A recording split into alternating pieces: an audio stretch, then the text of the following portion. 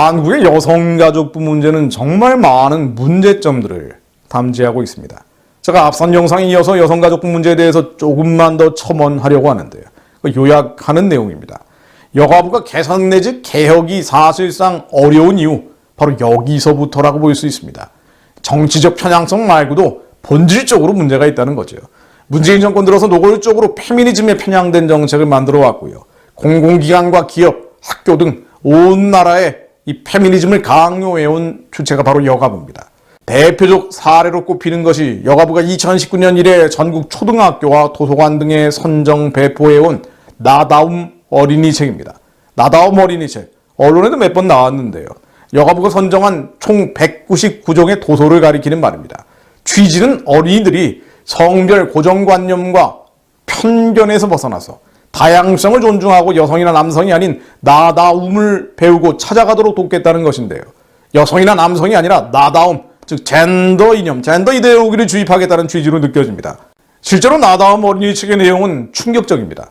남녀 간 성관계 과정을 노골적으로 묘사하고 동성애를 정상으로 그리고 있습니다. 인터넷 매체인 펜앤마이크는 포르노 동화책이라고 평가를 했던데요. 제가 차마 입으로 담기 어려운 내용들이라 몇 가지만 말씀드리고 대부분은 자막으로 흘려드리려고 합니다. 가령 여가부의 나다움 어린이책 가운데 아기는 어떻게 태어날까라는 책은 부모의 성관계를 그림과 함께 자세하게 묘사하고 있는데요.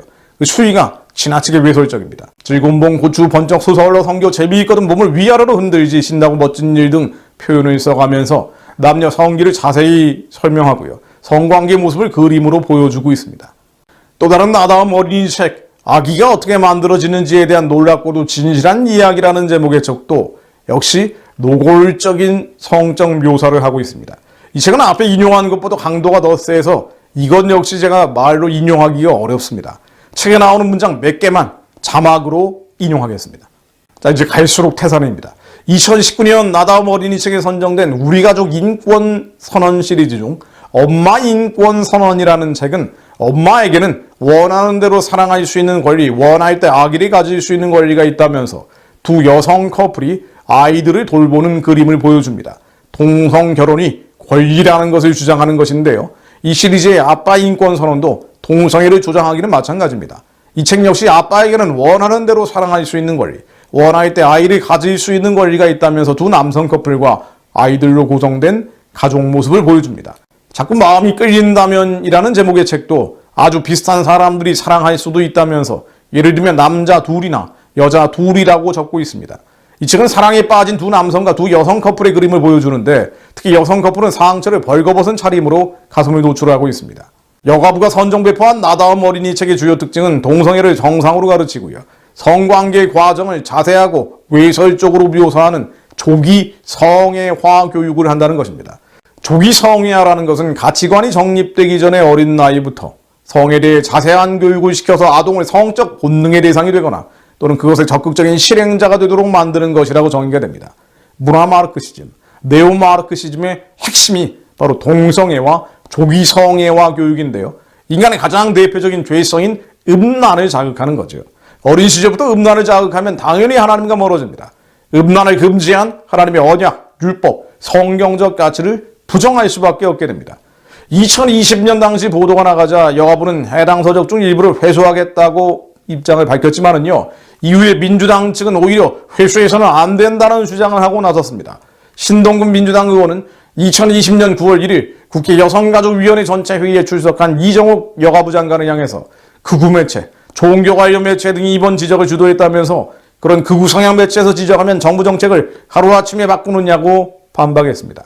권인숙 민주당 의원은 대부분 서구 국가에서도 정확한 성지식과 정보를 토대로 성교육을 하자는 공감대가 크다면서 해당 도서를 회수하는 것은 그러한 현장 요구에 부응하지 못한 것이라고 반박했습니다.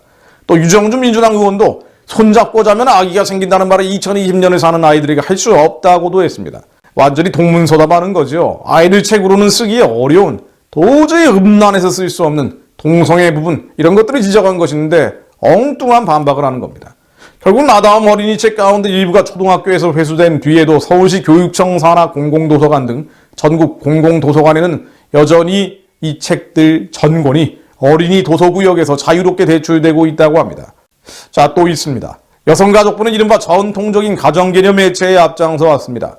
자, 그런데 이 전통적 가정개념 해체는 이남 이여가 결합하는 전통적 가정개념을 부정하는 것입니다. 결과적으로 전통적 가정을 해체해서 이남 이여의 결합 외에 새로운 형태의 가정을 확산하자는 것인데요. 이 새로운 형태의 가정은 남자 부모 가정, 여자 부모 가정 등 동성 결혼은 물론 방송인 사유리와 같은 비혼 가정 등을 제도화하는 것입니다. 이것은 급진 페미니즘이 가부장제 해체를 앞세워서 기존 질서 전복 뒤집어야 한다라는 주장과 같은 궤적이죠.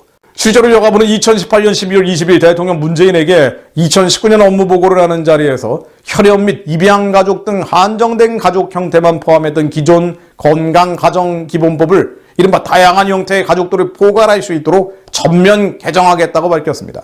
남인수 민주당 의원이 발의한 개정안과 협의하는 단계에 있다고도 했습니다.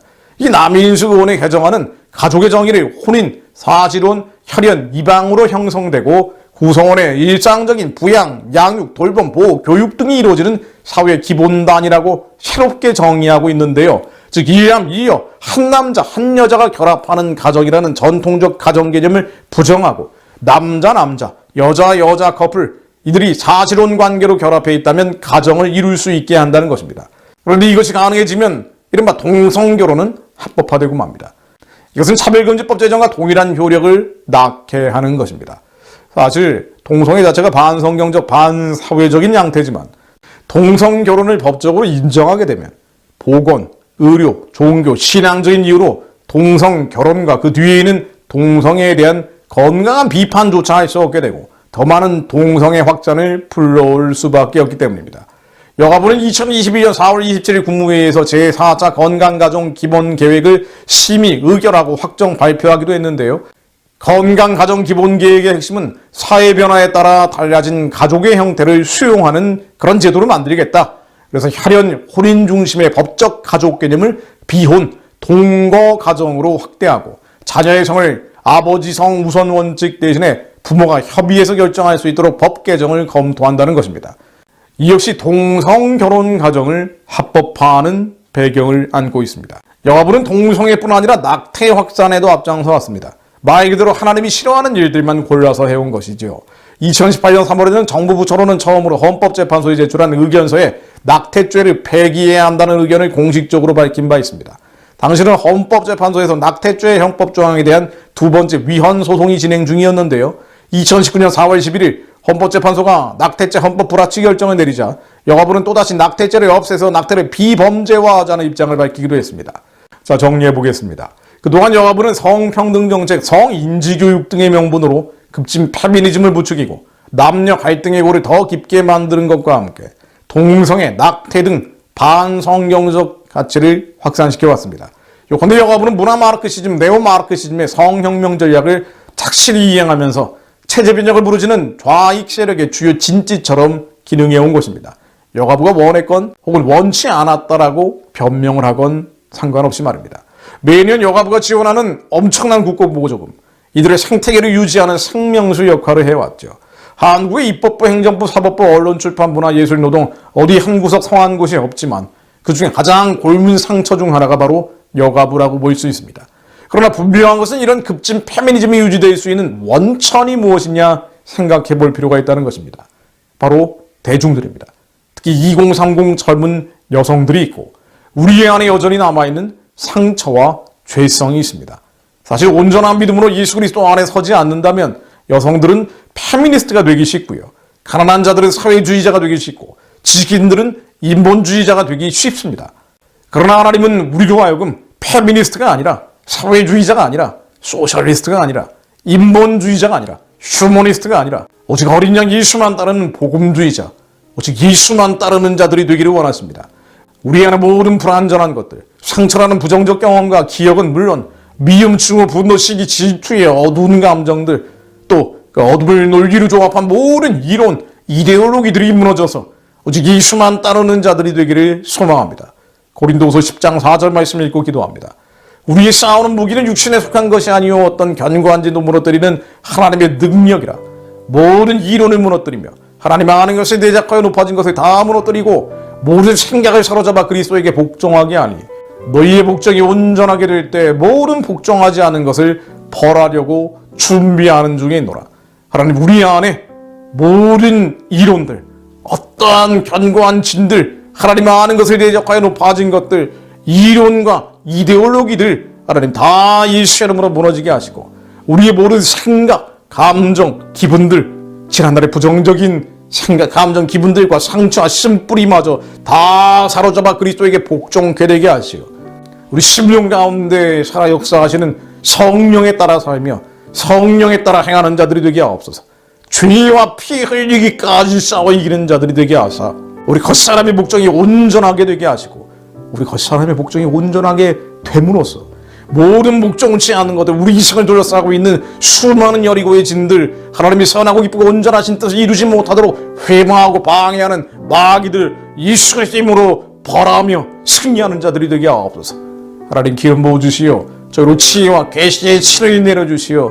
하나님의 마음을 더 깊숙이 들어가 깨달아 알게 하시고, 오직 성령에 따라 살며 성령에 따라 행하는 자들이 되게 하사 어린이 양 예수만 따라가는 자들이 들불처럼 일어나게 하옵소서. 저희가 그들이 되게 하옵소서. 하나님의 착한 일을 감당하게 하옵소서. 북한의 우상숭배의 진을 속히 평화적으로 무너뜨리는 자들이 되게 하사 땅끝까지 복음 전하는 주님의 백성으로 저희들이 사용하여 주옵소서. 예수 그리스도 이름으로 기도드립니다.